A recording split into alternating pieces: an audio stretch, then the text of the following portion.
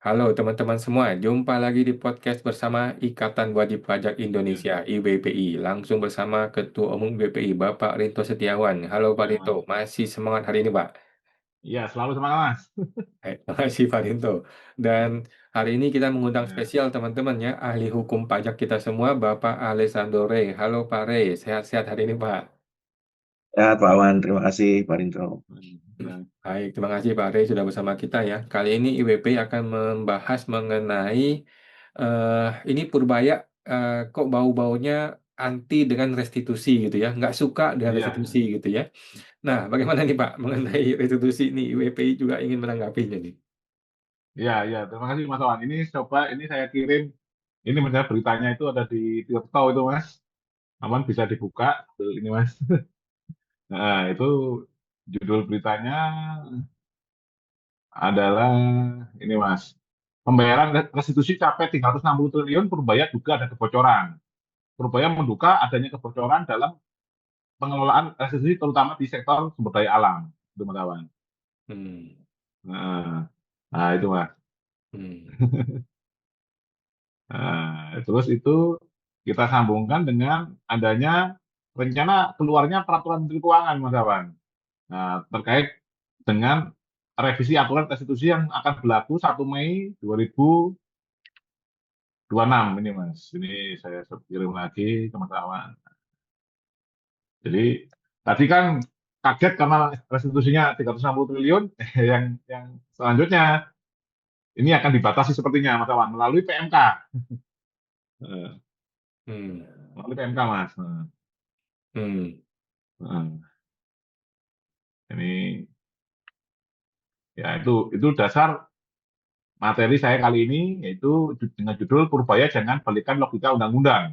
Restitusi bukan kejahatan. Itu Mas Awan. Saya hmm. satuin materi saya, Mas. Nanti bisa di komentar Pak Rin. Nah, ini Purbaya Jangan Balikan Logika Undang-Undang. Restitusi bukan kejahatan. Ini latar belakangnya tadi Mas ya. Pemerintah menyoroti restitusi, nah ini sebesar sekitar 360 triliun. Disampaikan oleh Menteri Keuangan Purbaya Yudi Sadewa. Dugaan kebocoran tersebut berasal dari sektor sumber daya alam. Perlu audit tapi harus tetap sesuai dengan prinsip hukum.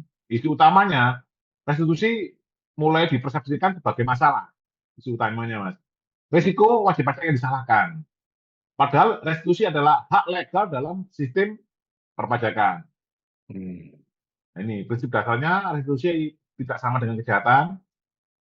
Konsekuensi sistem pajak pertama nilai diakui oleh Direktorat Jenderal Pajak tidak boleh dianggap kesalahan moral. Ini Mas. Hmm.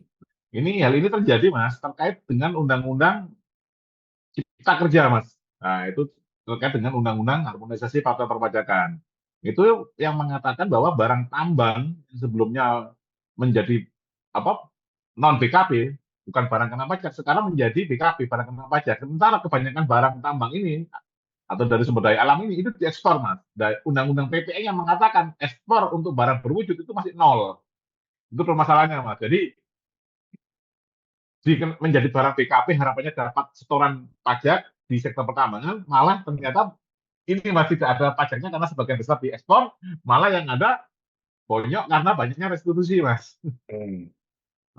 Ini pemisahan kunci. Ini harus dibedakan hak restitusi yang sah dan dilindungi hukum dengan penyalahgunaan yang harus ditindak. Langkah tepatnya yaitu audit penegakan hukum Hmm. atau pelanggaran.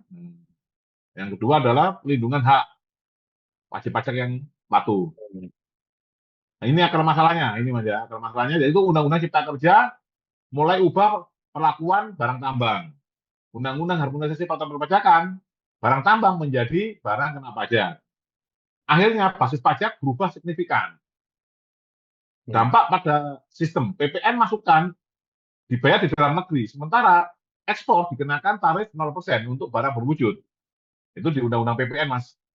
Hmm. Terjadi kelebihan bayar Hmm. karena PPN-nya PPN keluarannya nol, pajak masukannya ini perusahaan-perusahaan tambang itu kan beli alat kerja, terus belanja tenaga kerja mungkin melalui outsourcing, melalui catering, itu kan ada PPN masukannya, Mas. Itu direstitusikan.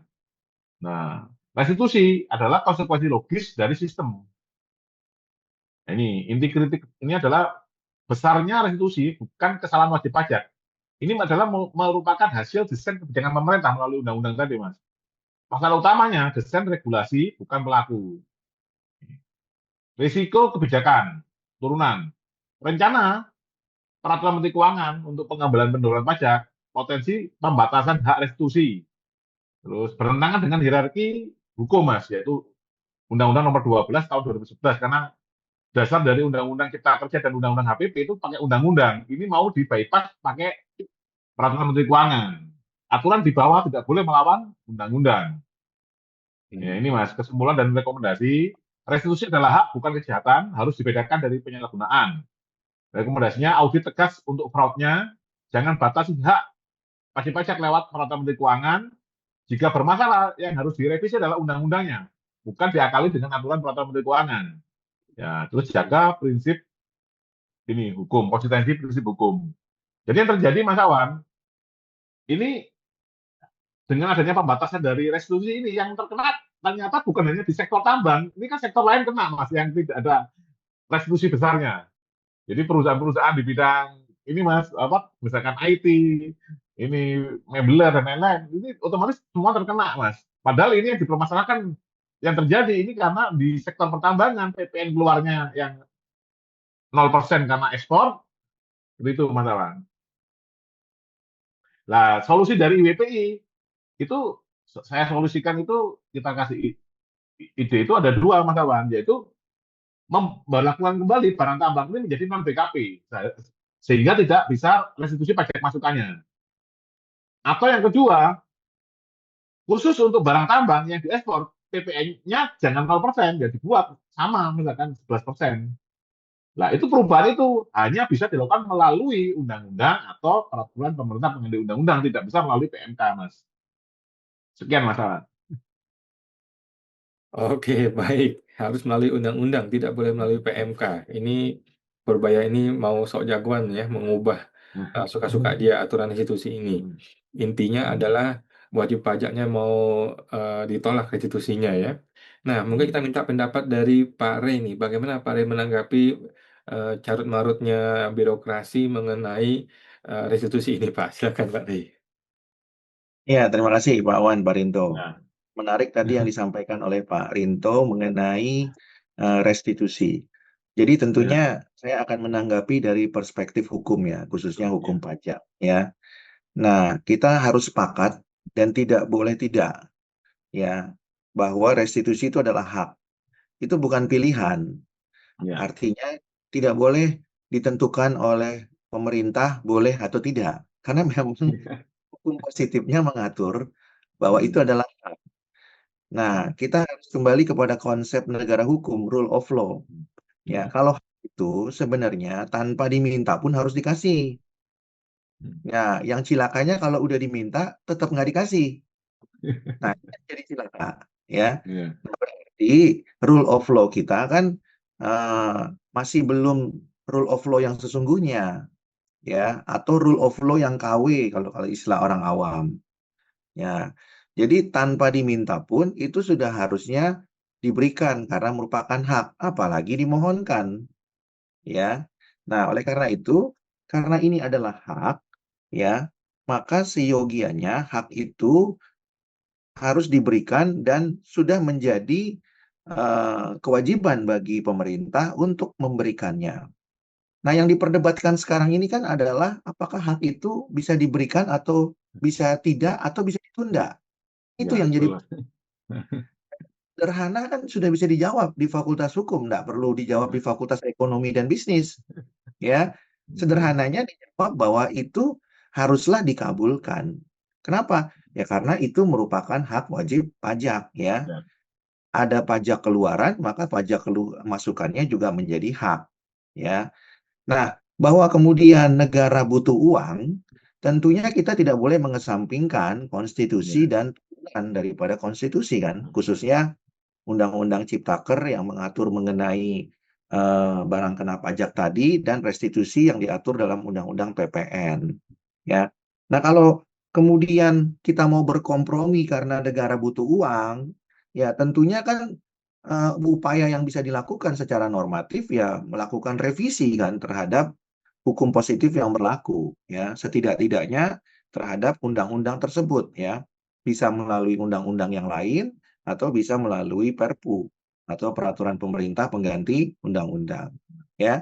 Nah, tapi kemudian tidak perlu didiskusikan secara publik seolah-olah ini adalah hak pemerintah begitu ya.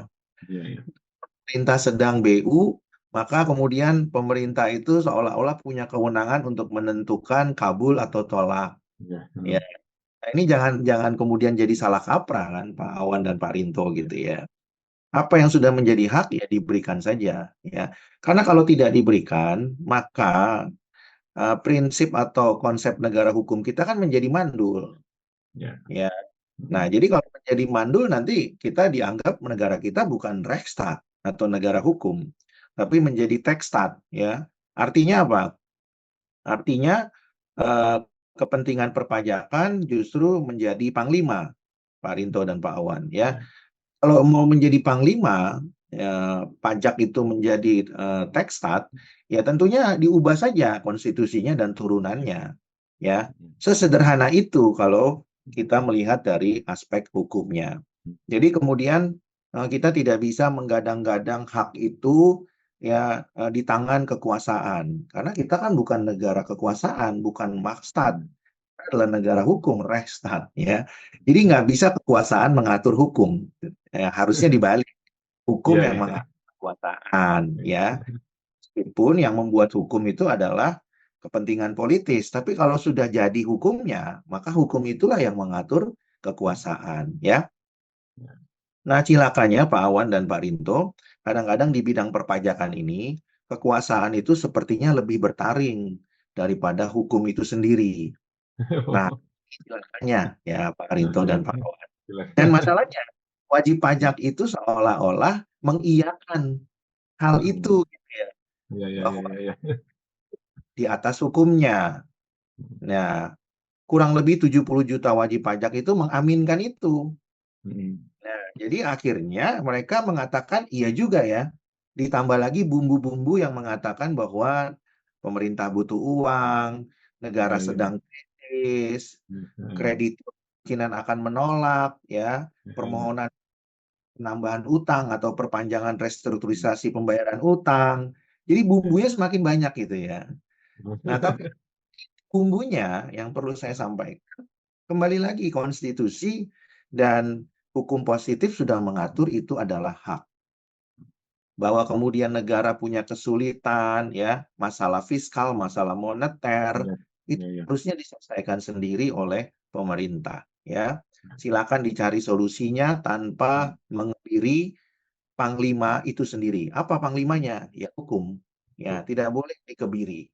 Kalau mau dikebiri ya diganti dulu lah ya hukum Konstitusinya. positif yang berlaku begitu ya. Dan sampaikan kepada WP. Oke, kalau WP setuju berarti WP setuju juga nggak negara kita diubah nih dari Rechtsstaat jadi Makstat. Lebih spesifiknya lagi menjadi Tekstat. Nah, kalau Nah, WP-nya nggak apa-apa. Ya, tapi kalau WP-nya nggak setuju ya seharusnya kan nggak bisa iya, ya. iya. Jadi menurut saya Pak Awan dan Pak Rinto, Pak Purbaya, kemudian Pak Bimo, dan kemudian bawahannya atau jajarannya sudah paham seharusnya ini, kan begitu Iya, ya. Ini di semester 1 saja mahasiswanya bisa jawab, iya, ya. iya. Karena mereka diajarkan hukum harus jadi panglima, Panglima. supremacy of Iya. law. Oh, belum. Ya, jadi panglima, bukan supremacy of text. Nah, itu nggak ada tuh supremacy of text. Nggak tahu kalau di PB diajarin begitu, Iya, iya, ya. iya. Barangkali Indonesia mau Nggak jadi ada. negara pertama, Pak Ari. Supremasi Ya, of text. ya. Nah, kalau begitu ditanyakan lagi ke Pak Menteri Dirjen, Pak, Bapak sepakat ya mengganti supremacy of law menjadi supremacy of text. Oke. Kalau Bapak setuju, tanyakan lagi ya ke Komisi 11 ya. Bapak-bapak Komisi 11 setuju nggak mengganti supremacy of law menjadi supremacy of text dengan alasan tadi lah ya Iya, iya, negara iya. MBG subsidi itu alasannya kan begitu ya. Ya setuju nggak apa-apa. Tapi jangan sampai bilangnya nggak setuju gitu ya. Kalau dalam retorika publik Ya itu, Pak. Tapi yang dilakukan sebaliknya, Pak. kan dengan hukum ya. Nah, itu kan jadinya kan kalau orang bilang namanya itu sinetron atau dagelan gitu ya. Nah, jangan seperti itu. Ya kita harus kontrak saja ya. Koridornya harus berada di jalur hukum ya. Demikian Pak Awan dan Pak Rinto. Baik, terima kasih Pak Ade. Informasinya sangat lengkap ya. Mungkin teman-teman juga bisa menanggapi nanti di komentar dari video ini mengenai Purbaya yang mau menguasai urusan restitusi ini. Baik, terima kasih Pak Rinto, makasih Pak Ade. Kita jumpa lagi Pak di podcast berikutnya Pak. Makasih Pak. Ya, Mas.